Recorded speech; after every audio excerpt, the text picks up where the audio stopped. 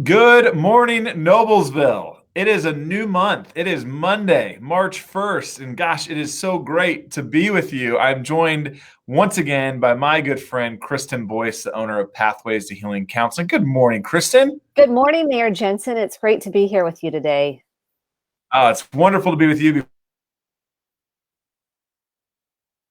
Before we went live, Kristen and I were just discussing, we both are a family that has 3 dogs apiece, and we were discussing what happens when you have 3 dogs for several weeks with snow on the ground, what you got to do in your backyard before this. So those are the exciting behind the scenes stuff that some of you guys don't get to hear about. So, but Kristen, always so glad to have you join us this morning. We're kicking off a new month here. I don't know about you, but I just felt like this weekend I heard a collective sigh of relief from at least every parent around the city of Noblesville as you booted your kids outside, hopefully to get some fresh air.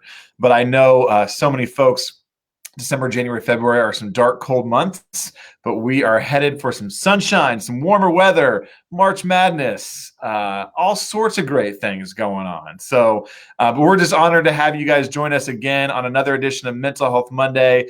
Before we get started, feel free to chime in. Let us know you're watching. Say hi. If you have any questions at all throughout this morning, our broadcast here this morning, let us know. Feel free. No question is off the table. So feel free to let us know your thoughts and how you're feeling here today. So before we get started on some big topics, Kristen, let's walk through a little square breathing exercise, one of my all-time favorites. So take it away. Okay, we're going to do this together so everybody can practice this together. So throw me a bone and you're going to do it with us. So you're going to start with your feet on the floor. You're going to press into your feet. We're going to inhale for 4 through our nose, hold for 4. Again, that hold helps recalibrate the nervous system, bring us back into the present. So we're not in the past, we're not in the future, we're right here. And then we are going to exhale slowly out your mouth for 8. And you're almost like going to let all that air out of the balloon until you have no air left. So let's practice this together. We're going to press into our feet. Inhale. Hold. Exhale slowly out your mouth.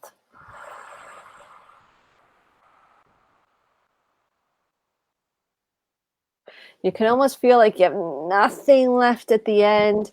Notice your physiology. Notice how the felt sense in your nervous system has shifted. And after 5 or 6, you'll really feel a difference if you do this every hour. This is a habit we want to create, not only for yourself, but this is transcendent of all your relationships. When you are calm and centered, you're able to respond rather than react. So let's do it one more time together. Press into your feet. Inhale. Hold. Exhale slowly out your mouth.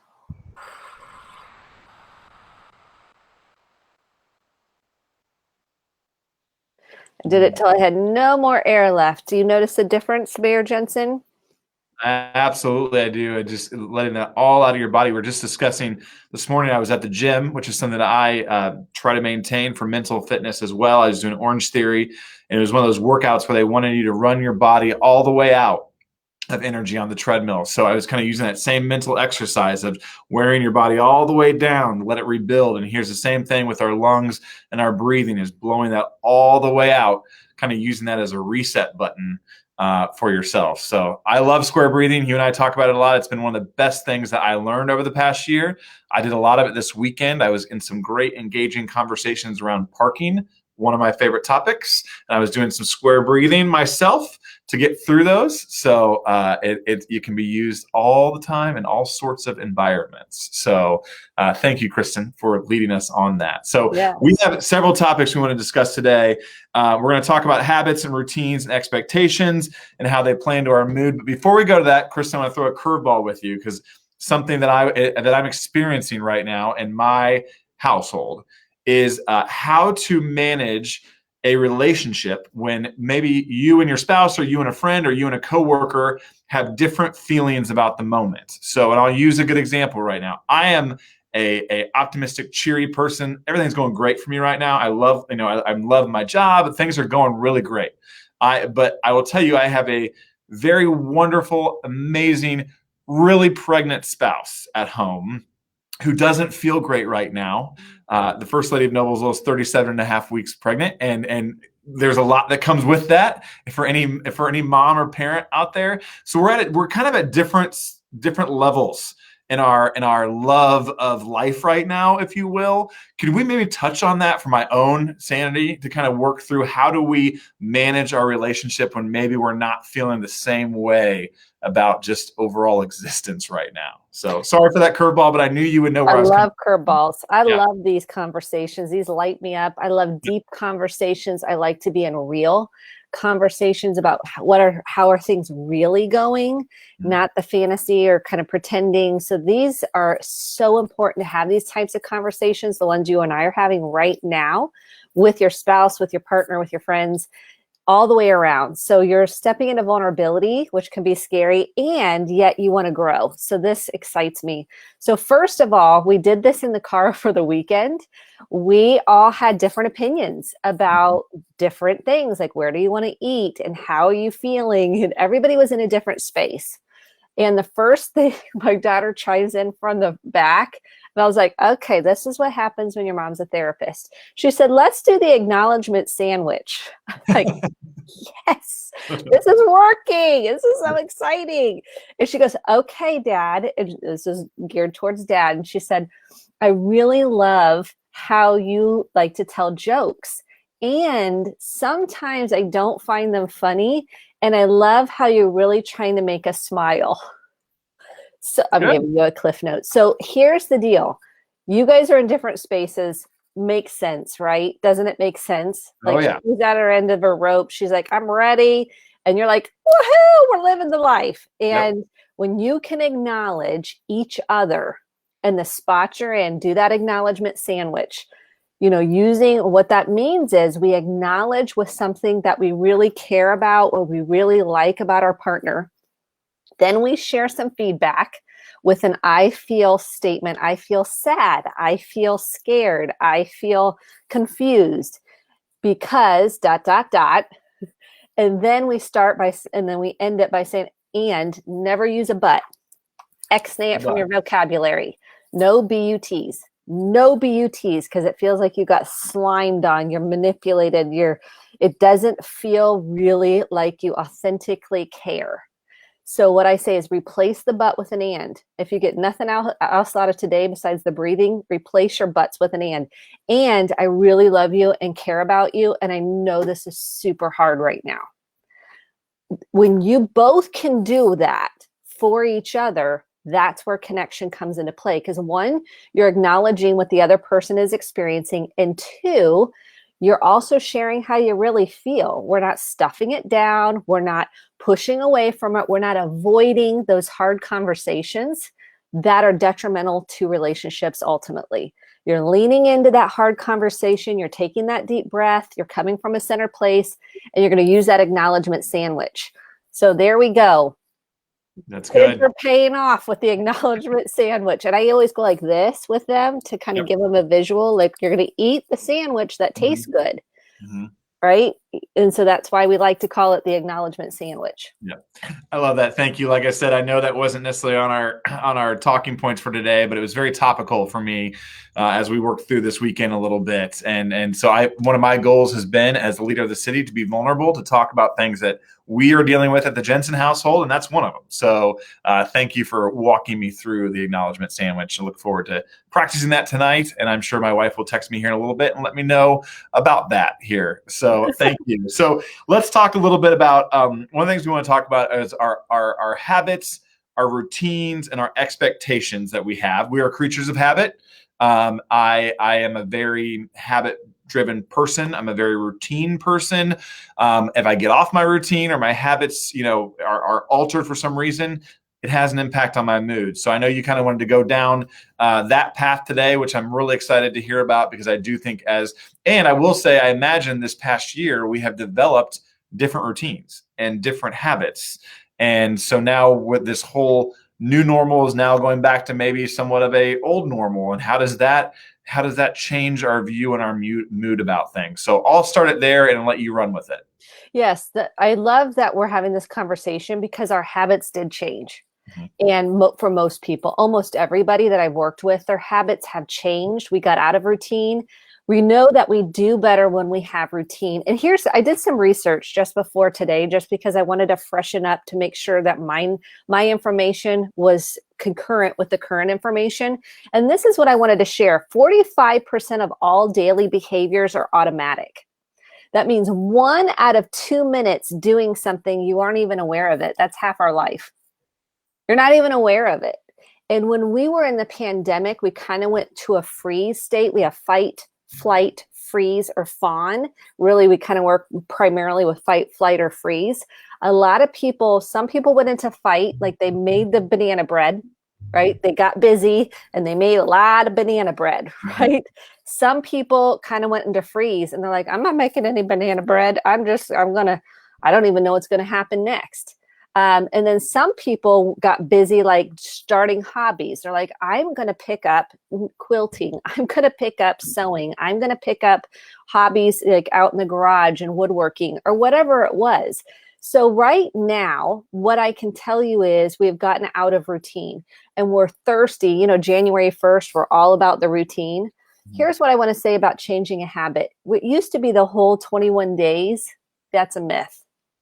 So I'm going to blow that up. It's a myth. So Harvard did a study at Duke University that it's actually 66 days to change a habit, to make it go from unconscious to conscious. 66 days. Does that surprise you at all?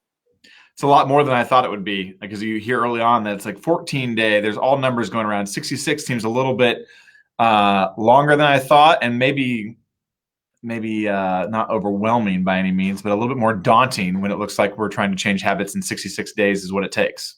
Yeah. And in a pandemic, the first thing I want to say is we have to have compassion for ourselves. We have to have grace because we're still trying to navigate what's going on. And so we think 66 days, okay, we look at a lot of blocks to making habit changes. We have fears. We might have some mental health things going on. We might have some anxiety or some depression, which we know from what we shared last Mental Health Monday, 1 in 2 people are struggling in some mental health capacity. And that does impact our sense of motivation to make that change. Because what happens is we have a trigger. Okay, let's say the trigger is loneliness. Let's say the trigger is a disagreement with our partner. Let's say the trigger is e-learning with our kids. Let's say the trigger is the kids fighting in the background. Let's say the trigger is not being able to exercise. Some people, go through a surgery or they have grief and loss and they just don't feel like they have that option to exercise, or they just don't have that option to exercise. And what we know about this is the trigger, our brain likes automatic cues. So it's like, oh, I feel sad. We kind of know like, oh, I'm going to go into the pantry and eat the bag of potato chips. We don't even recognize we're even doing it. So what I say, here's a couple of steps I help people do. And this is what I do in my own life. Do I stick to this 100%? Not always. So we have to have grace. We've gone through a lot this year and continue to go through a lot right now. Let's give ourselves some grace. We are doing at times the best we can. It's making a conscious decision to decide what you do want to change in order to change the habit. And that leads me to expectations. Expectations are resentments waiting to happen. Mm-hmm. Guess what's the number one voice we hear? Our own. It's how we talk to ourselves. What are the expectations you're expecting from yourself? We beat ourselves up. We have this inner critic that tells us how horrible we are, not good enough, that nobody likes us, that we're stupid, that nobody cares about us, that we don't have significance or importance. I mean, those stories go on in our minds. That's called shame. And it prevents us. It's one of the biggest barriers to making a change because we feel like, or we get off that, let's say we have a bad day, we eat the bag of potato chips, we're like, just forget it, whatever. This isn't even working anyways. And we kind of have that critic in the mind that just sabotages us. So here's a couple of things I encourage people to do is identify what do you want to change. So maybe it's, I want to get out 10 minutes to 15 minutes a day and go for a walk. Okay, we've identified that. When did it begin that you were in the pantry eating the bag of potato chips? When was it that food became a habit for you that you turn to when you had a trigger. Deconstruct it. Look at the timeline. How old were you? What was going on then? It helps you go, oh, there was a lot going on in third grade when my parents got divorced. And the food, mom was at work and dad was at work. And so I just kind of ate a bunch of TV dinners and junk. You start having some insight into how these behaviors, how these patterns got developed, and you start having some compassion for your little boy, your little girl inside. I know that sounds cheesy, and it's so powerful when you start recognizing when did this habit be created? And then notice now, when does that habit get activated for you? So let's say you get into shame, which is a big trigger for most of us when we don't feel good enough. Guess what? To take that edge off, to kind of self-medicate, we go towards something. And it's a habit we might not be real proud of. And that's what I want to say. Everybody has this. Like, people are like, well, they look like they don't have anything. They look like they're perfect. I'm like, no, they have something too. Because we all have developed habits as a way to cope and survive. And let's give us some credit. That helped kind of at the time self-medicate, self-soothe us. And then it becomes maladaptive, where it creates more shame for us. So if we're in the pantry and we're eating the bag of potato chips, now our shame is even more than it was, because we're like, dang, I was doing so good. And then I went into the pantry and ate the bag of potato chips. That's where we have to have self-compassion and say, okay, it's okay. What do you want to do about it now? What are you feeling? This is the last point I want to make about this. Oftentimes underneath our habits are feelings that we're not tending to, acknowledging, and nurturing. Right now in this pandemic, it is the number 2, because number 1 is breathing. Number 2 is tending to these emotions that we are afraid we're going to get swallowed in. And so because we're not processing them, we're creating some of these habits to move away from those emotions. So those are a couple of tips to get started, because this is hard. We spend half our life in automatic behaviors, and we get rewards from those. That's the other thing. Habits, like, we're looking for a reward. Like, here you are at Orange Theory. I'm like, you go, right? You want the reward to keep happening, so that it reinforces that trigger to go, oh, I want to feel better. Yep. So that's why that 66 days in a row, let's give ourselves some grace. Even if you miss a couple of days, let's get back on that decision to keep going and be gentle with yourself. So if I'm looking back on the past year and I've maybe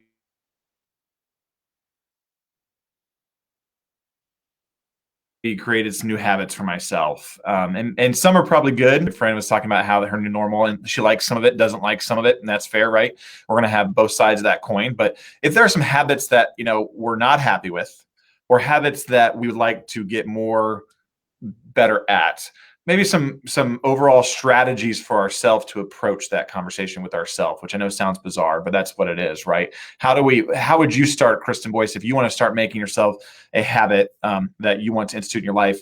Some easy steps to kind of to tiptoe our way into that conversation.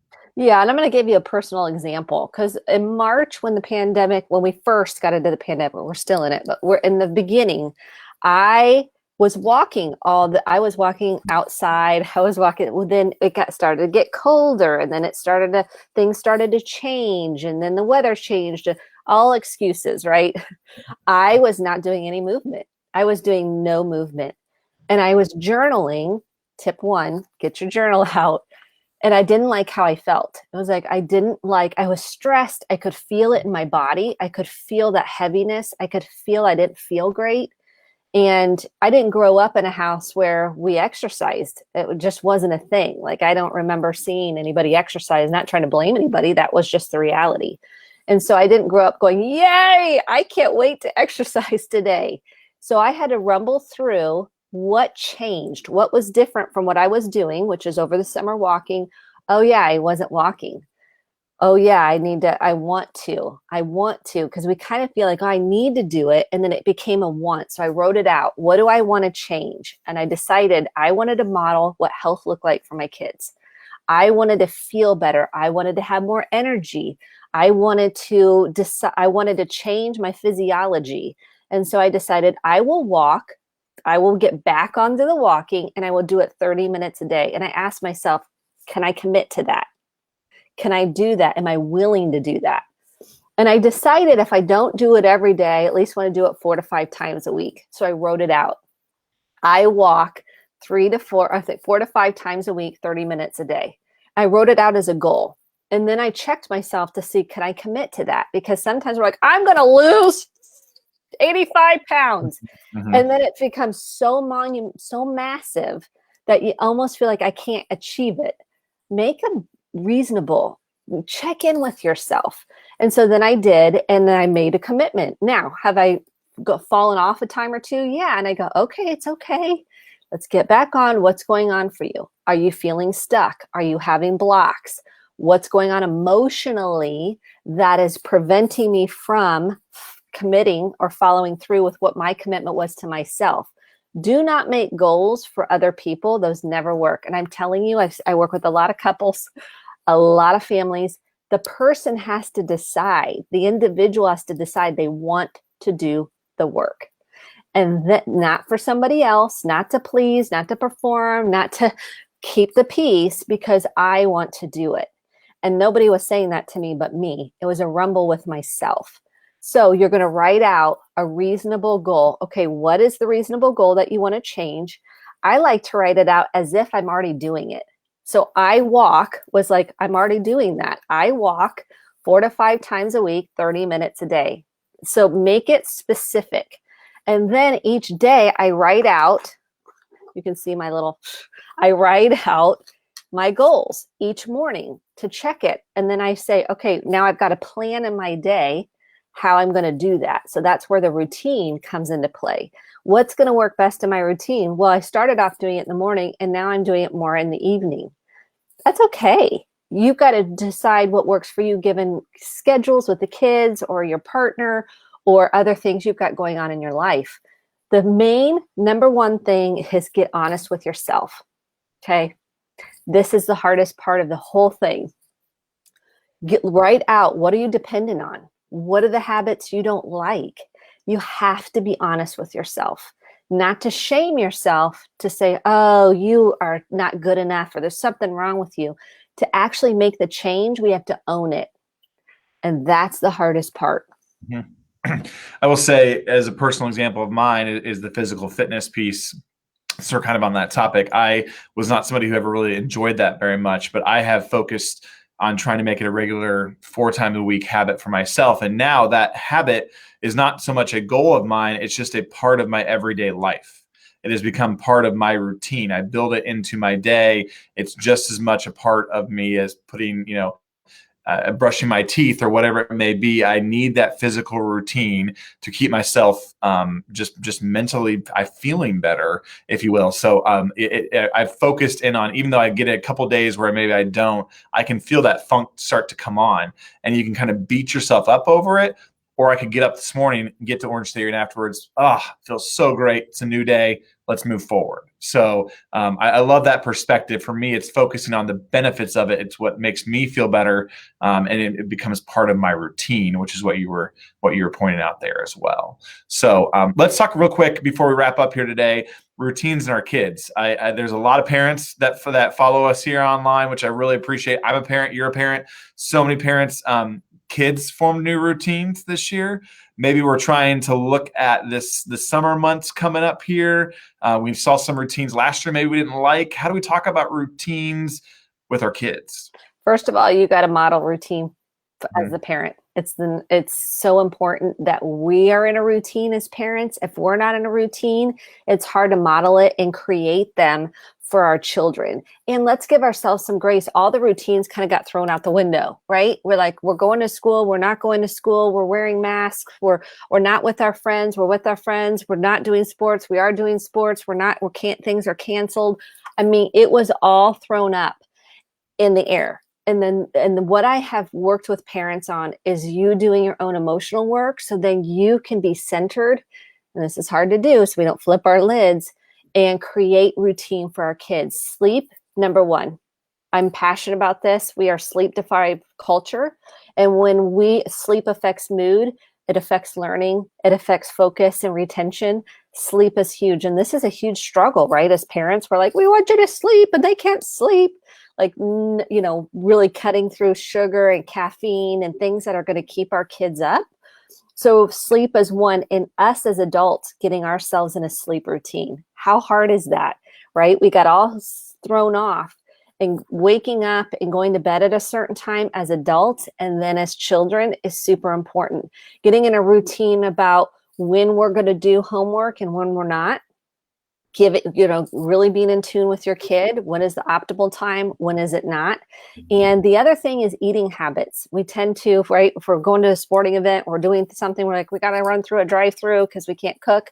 No shame in that at all. It's trying to plan ahead in terms of what healthy snacks do we need to integrate? What vitamins do we need to integrate? Routines help children learn better. Routines, we know through research, here's two things we know that help children feel secure. You ready? Number one is a warmth environment where we have empathy and compassion and safety, warmth. Number two, guess what it is? Consistency and routine.